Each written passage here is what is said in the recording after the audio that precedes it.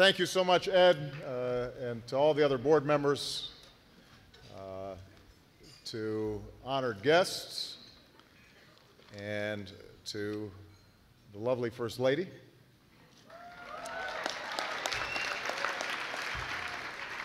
Good evening. You know, Ed's right.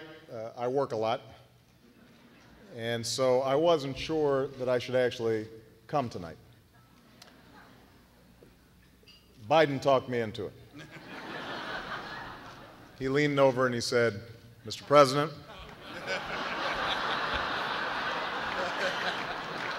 this is no ordinary dinner. This is a big meal.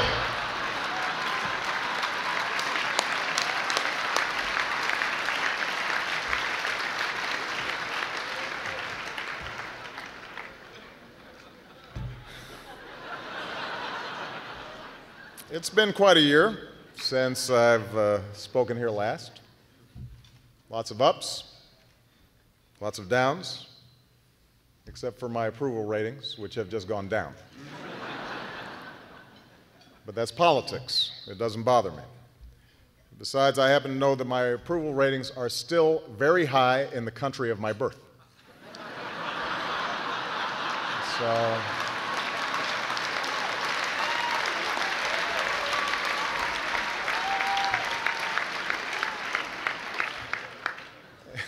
and then just the other day, my dear friend, Hillary Clinton, pulled me aside and she gave me a pep talk. She said, despite the numbers, she said, "Don't worry, Barack, you're likable enough."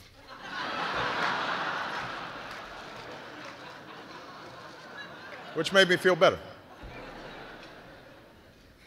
Of course, I may not have had the star power that I once had, but in my defense, neither do all of you.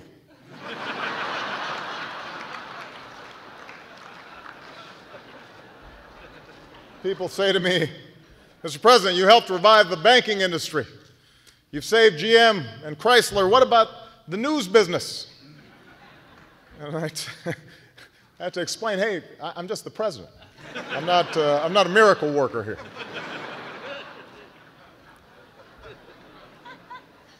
Though I am glad that the only person whose ratings fell more than mine last year is here tonight. Great to see you, Jay.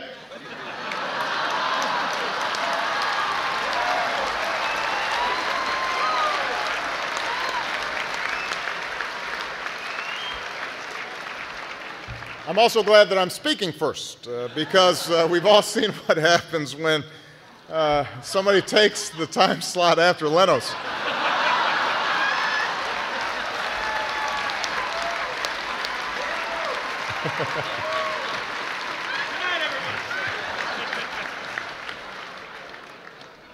By the way, all of the jokes here tonight are brought to you by our friends at Goldman Sachs.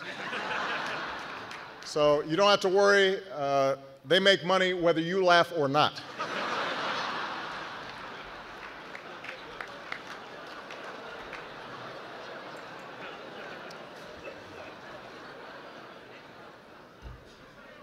We do have a number of notable guests in attendance here tonight. Obviously, I'm most pleased that Michelle accompanied me. She doesn't always go to these things. And there are few things in life that are harder to find and more important to keep than love. Well, love and a birth certificate.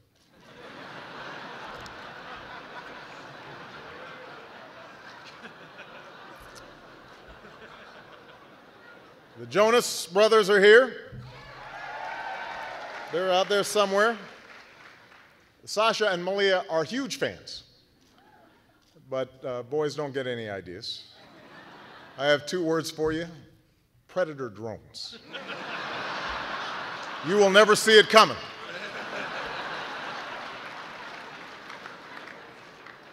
You think I'm joking?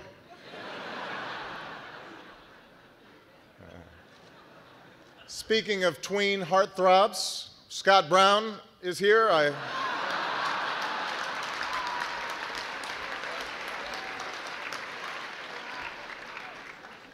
admire Scott. Rare politician in Washington with nothing to hide.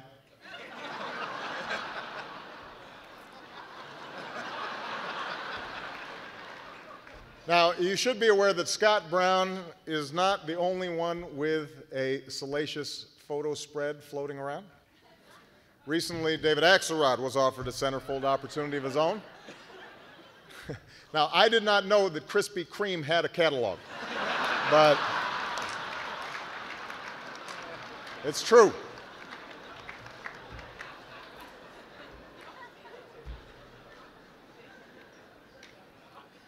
I saw Michael Steele backstage when we were taking pictures, AKA Notorious GOP. Michael, who knows what truly plagues America today, taxation without representing.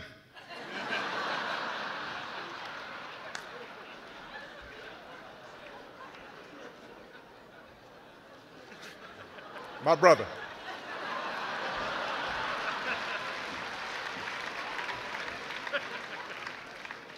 I did a similar routine last year, but it always works.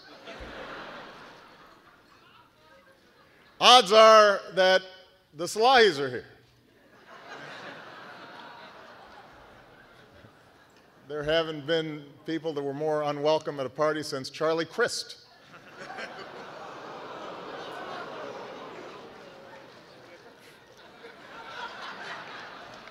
Unfortunately, John McCain couldn't make it. Recently claimed that he had never identified himself as a maverick. And we all know what happens in Arizona when you don't have ID.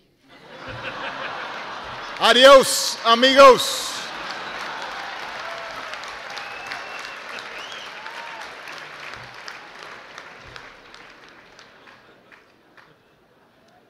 Look, I feel for John. You know, we were on the road together and obviously had a hard-fought battle. And you learn, certainly at the national level, politics isn't easy. You know, this year I've experienced my share of disappointments. For example, I had my heart set on the Nobel Prize for physics.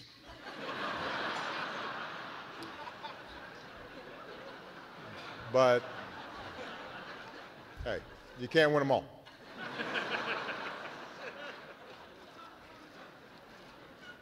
Speaking of undeserved honors, a few weeks ago, I was able to throw out the first pitch at the Nationals game.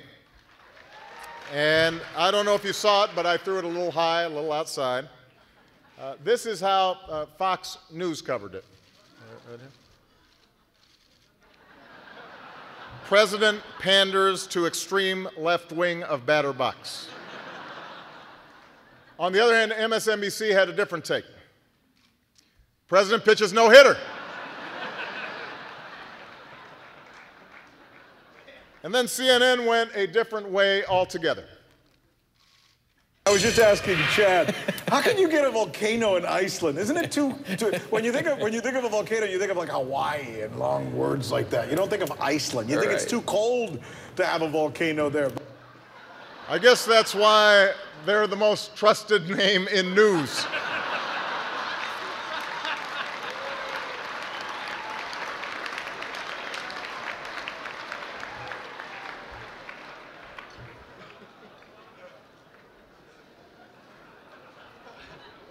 Now look, I have a reputation for giving cable a hard time, so let's pick on Politico for a while. You know, people attack Politico for putting a new focus on trivial issues, political fodder, gossip sheet. That's not fair. Politico's been doing this for centuries now. Just check out these headlines. Our researchers found these. Japan surrenders, where's the bounce?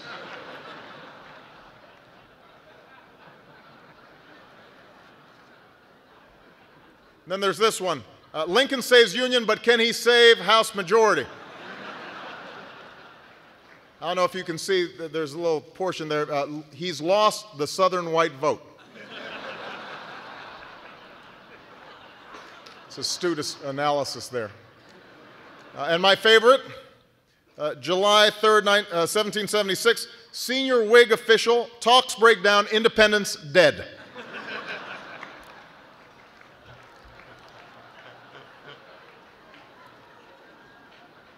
So this is nothing new.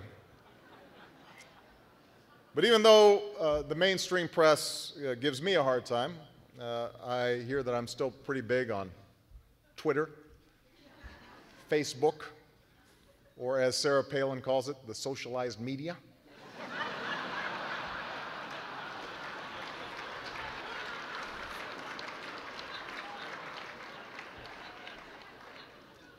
Of course, that's not the only thing that we've been accused of socializing this year. You might have heard we passed a health care bill. And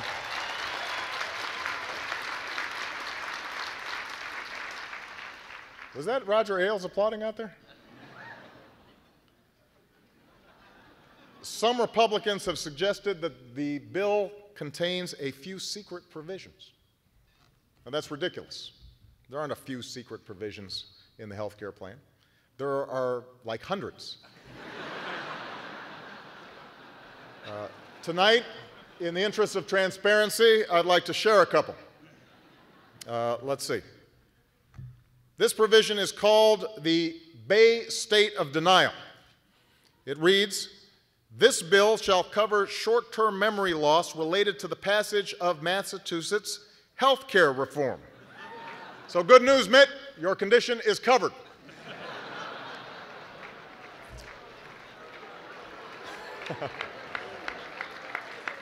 This next provision is called the Jersey Shore-Up. It reads, "The following individuals shall be excluded from the indoor tanning tax within this bill: Snooki, JWoww, The Situation, and House Minority Leader John Boehner."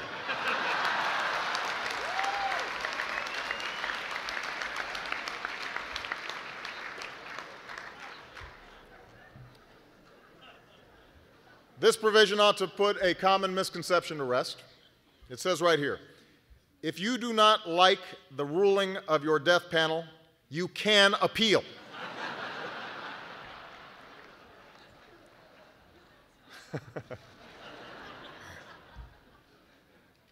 Now, look, obviously I've learned this year politics can be a tough business, but there are times where you just can't help but laugh. You know what really tickles me? Eric Massa.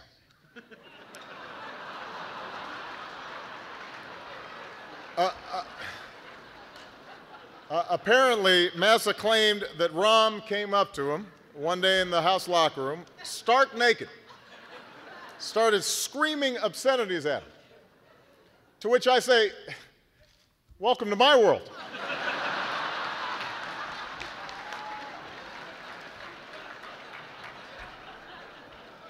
I feel you. It's a tense moment.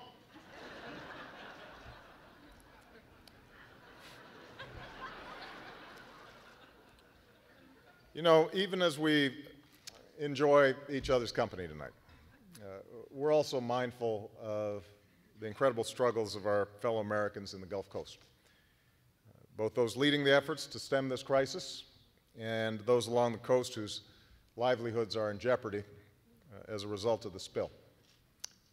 Also in our thoughts and prayers tonight are the men and women in uniform who put their lives at risk each and every day for our safety and freedom.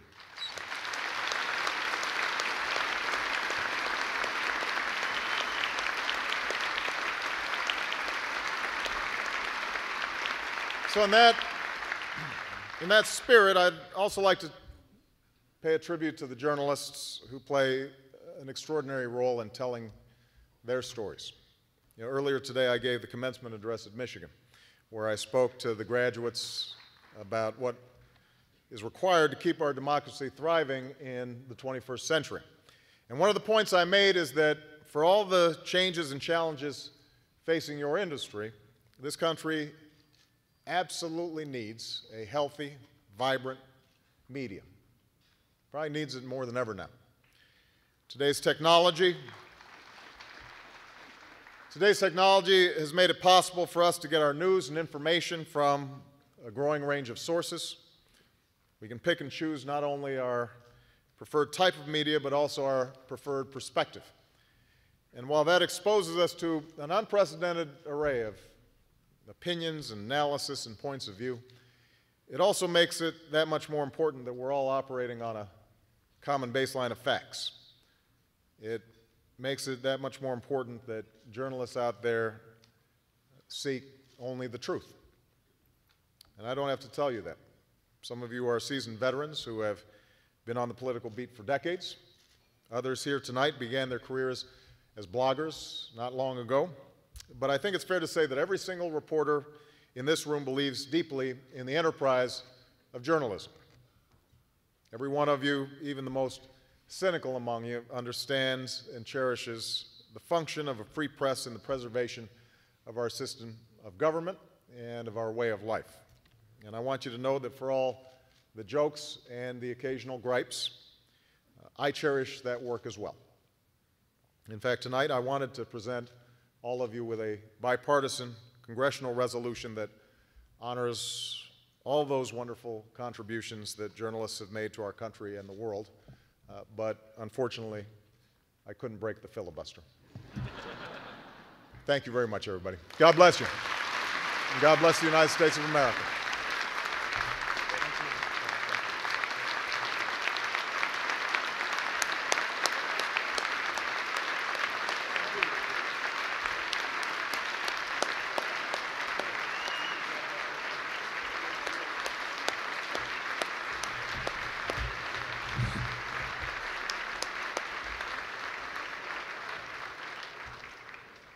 Well, we are going to make history tonight, so I'm happy to know that it's not 11:35 p.m., but I give you a man who's good at any time of the day or night, Jay Leno.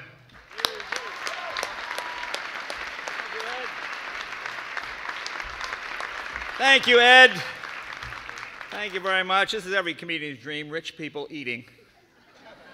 As you know, there was quite a security line to get in. I got stuck behind the Arizona congressional delegation. Luckily, all their papers were in order, so it wasn't too much of a problem to get in. And I have the distinct honor of being the only person on this panel not subpoenaed by Rod Blagojevich. So I think that's pretty impressive itself. I can see the White House press corps very excited tonight. This is about as close to White House press conference as they've had in a year, so this is it. So enjoy it while it lasts. Yeah. I'm not looking over. Is he laughing? Now, some of you on the news have mentioned the president been getting a little gray since taking office, but he's had his share of stress, tough economy, 2 wars, healthcare fight, Iran, North Korea, his mother-in-law moving in with him. Huh? I think that would break most men. And sometimes the press can be one-sided. As you mentioned, all during the election, they would ask things like, is Obama black enough? Is Obama too black? It's never the other way around.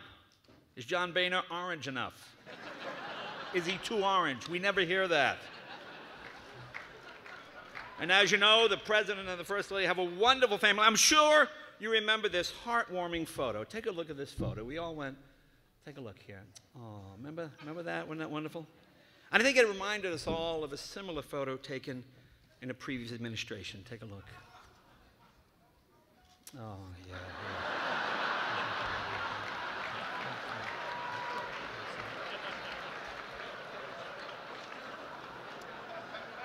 And our hats off to Michelle Obama, has made childhood obesity one of her causes. Yes, congratulations. She has started a more intense program. It's called Leave No Child with a Bigger Behind. And I think that's going to be a wonderful, wonderful thing. But Mrs. Obama, with all the good work you have been doing, it's been undermined by others in your administration. Here, take a look.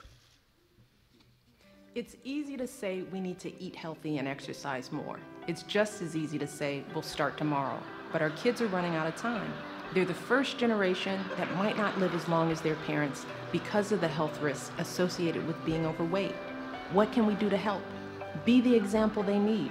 Make healthy choices and help them do the same. Let's move to raise a healthier generation of kids.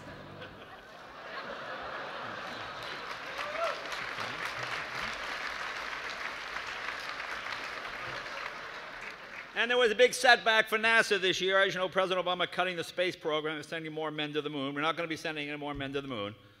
Although we can point to one major achievement during your time in office, Mr. President. We did get an astronaut on Dancing with the Stars. And I think that's something we can all be proud of.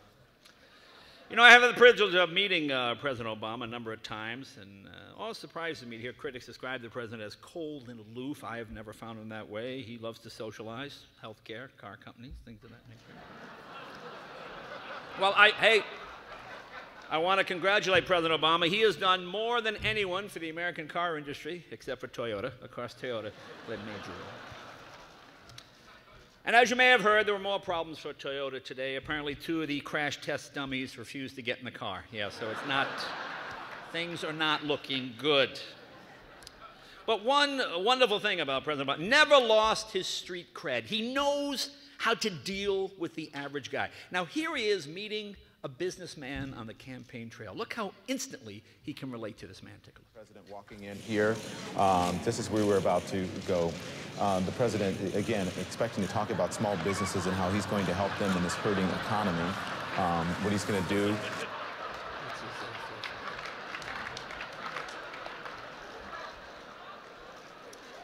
Another piece of cake? Now, Mr. President, I have to admit, when you were elected, a little worried the comedy well at the White House had dried up. So thank you for picking Joe Biden. We appreciate that. It was a wonderful thing. Joe is a great pick because nobody's more media savvy than Joe Biden. Here he is with Andrea Mitchell. Now, the word he is looking for is avatar. The word he is looking for is avatar. Let's take a look. You've been a very busy man. Do you and Mrs. Biden ever get to the movies? Academy Award picks? Any favorites among the Oscar nominees? As a matter of fact, we do. I think one of the odds-on favorites is this new program that I looked at it and wished I was seeing it in 3D. And you sit there and you watch this science fiction thing unfold in front of you. I think Avatar? Avatar. Avatar, Joe. It's Avatar you're trying to say. Okay. And as you know, a lot of Republicans could not be here tonight because it is dollar drink night at the Bondage Club. So unfortunately, yeah. And Michael Steele is here. Where is Michael? There you are, Mike. Michael, this has got to be pretty boring entertainment for you, isn't it? I know what you guys are used to. A couple of guys talking. Come on. That was my favorite story. Republicans and a lesbian bondage club. It's ironic. Republicans don't want lesbians getting married, but they do like to watch them tie the knot. So I thought that was interesting. I did think that was interesting.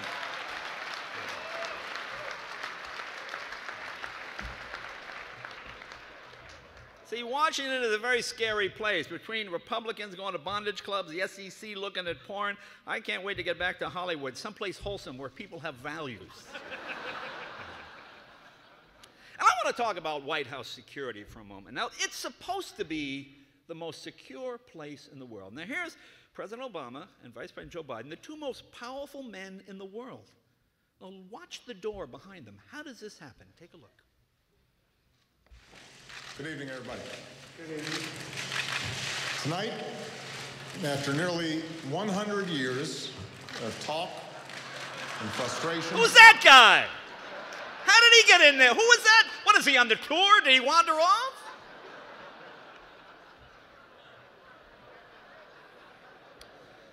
And according to the Pentagon, Al-Qaeda is in financial ruin. You know what broke them? Health insurance premiums. That's what it... Do you know the monthly premium for a suicide bomber? You have any idea what it is? You know, I was thinking about this. If you took all the money Republicans spent trying to stop health care and all the money Democrats have spent trying to get health care, you know something? We could have had health care. We could have had it a couple of years ago. Now, supporters of this bill say that the American people will now get the same health benefits that members of Congress get. And, of course, that's great. How about some of the other perks? The free travel, those envelopes with the cash in them. How about some of that? Huh? The get-out-of-jail-free cards. Why can't we get that? Well, Mr. President, you did a great job in the passage of the health care bill, but you have to give a lot of credit to Nancy Pelosi for the way she sold it to the American people. Well, did you see the way she sold it? She went to the new media. She went to YouTube. Here, take a look. In order to have quality, affordable health care for all Americans, it is essential that everyone participate when they are well and not just join in when they are sick. So it's all better quality, lower cost, more access if everyone is mandated. And you have to admit that President Obama's mood really changed once that health care bill passed. Because I watched the shows every day, and I would see you come into the press room before the bill passed, you know, kind of slumped over, looking a little depressed, didn't have the spark. Here's the president the day after the health care bill was signed. Take a look. President Obama's just beyond the door, so he should step in here in just a second. Y'all ready for this?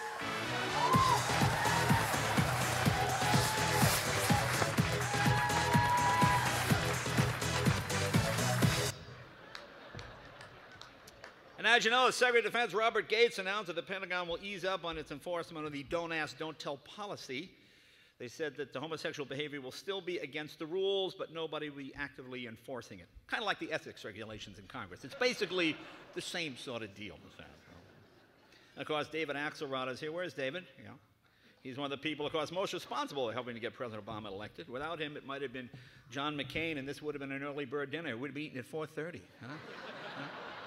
You'd be home watching Wheel of Fortune right now. And of course, David Axelrod was on my show a week ago Friday, actually. He was on with the star of the movie Kick-Ass. And when I told him he was going to be on with Kick-Ass, he said, Rom's here? What? And of course, you know, as you mentioned, Eric Massa claimed that Rom confronted him in the congressional gym shower. And of course, people were shocked. Congress has a gym? Anybody in Congress look like they work out? Huh? Huh? Did it take Barney Frank 30 years to get that body? Really? He'd been going every day? Huh? Huh? What's Harry Reid bench pressing? 5 pounds now? Come on. And as you know, the president has the most diverse staff in history. They represent every ward of Chicago, and I think that is fantastic, Mr. President. Fantastic. We have a lot of movie stars. Michael Douglas is here. Where's Michael? Michael Douglas. As you know, he won an Oscar for his portrayal of an evil, greedy Wall Street broker who is willing to manipulate the market for his own personal gain. Where does Hollywood come up with these crazy ideas? Bill Maher. Where's Bill Maher? Bill, you here? Bill Maher, one of my favorite comedians. Bill is the reason we had no opening prayer tonight. They were afraid he would boo, so we couldn't do that, so I'm sorry.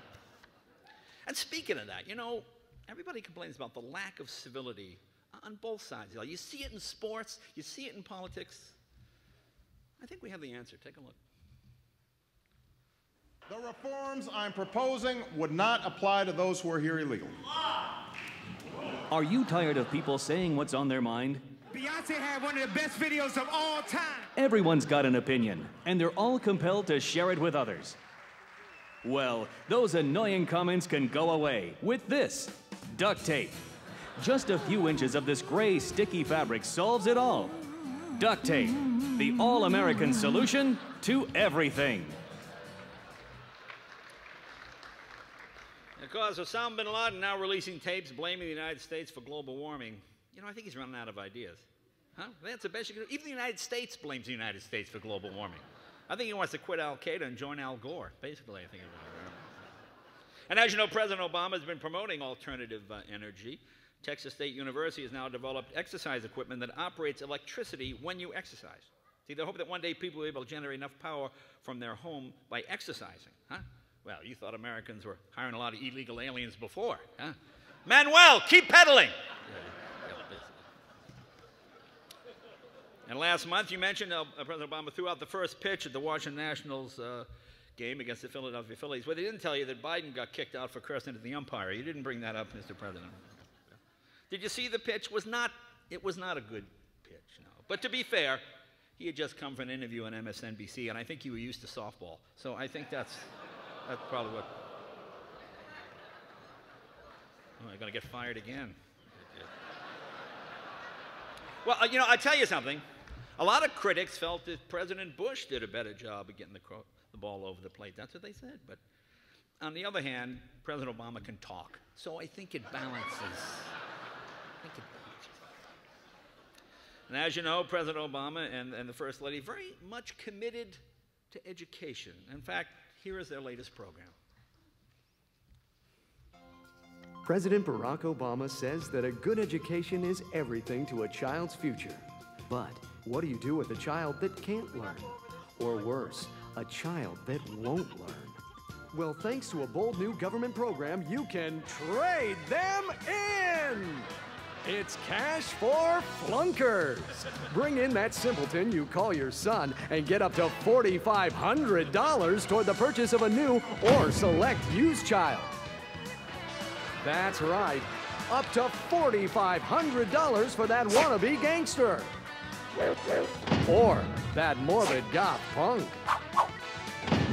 So don't be stuck with that disobedient tramp you gave birth to. Get a kid you can be proud of. Get Cash for Flunkers today. All children taken as trade-ins will be outsourced to sweatshops in Malaysia. You know, I read that book, Game Change, about the 2008 election. You know what I learned from that book? That if reporters hold back all the good stories from the newspapers, they can get really rich. And nice to see Chris Matthews. Chris is here. Chris, where are you? Chris has been on The Tonight Show a number of times. Always a great guest. He comes out, sits down, talks straight through for 10 minutes. Then I ask him a question. And he talks for another 20 minutes.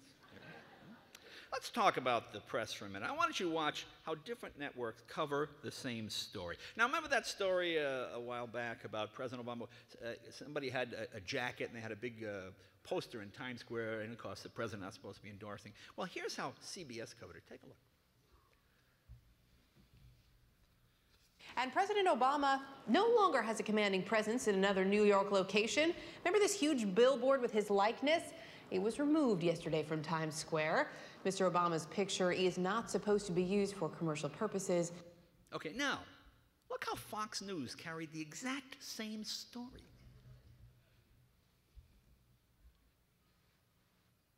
Okay. Timing is everything in comedy. Okay.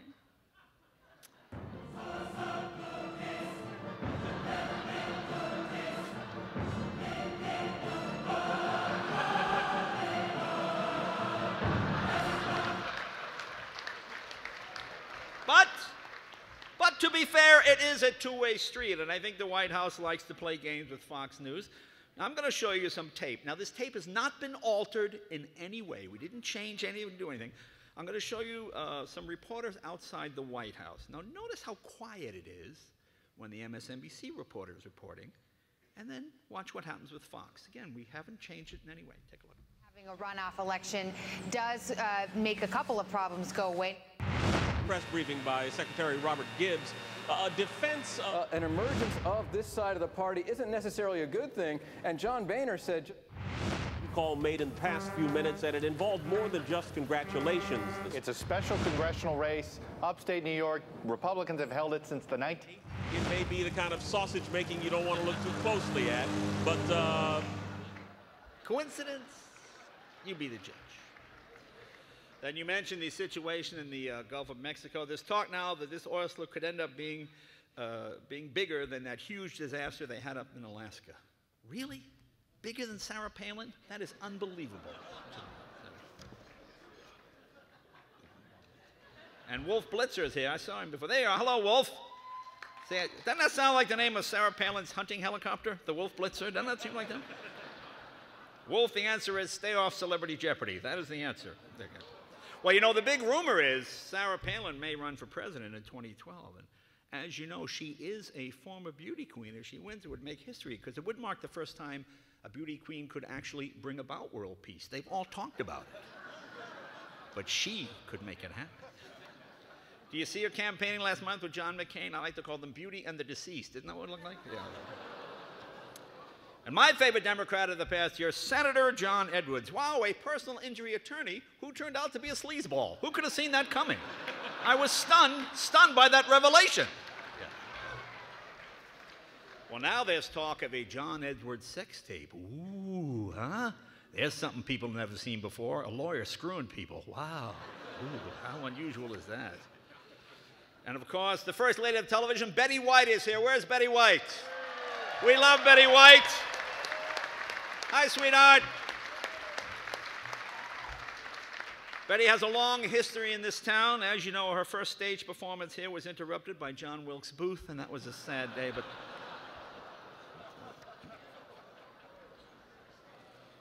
You know, the last time I was here was 2004, and at that time, back then, Hillary Clinton's campaign had $20 million in it.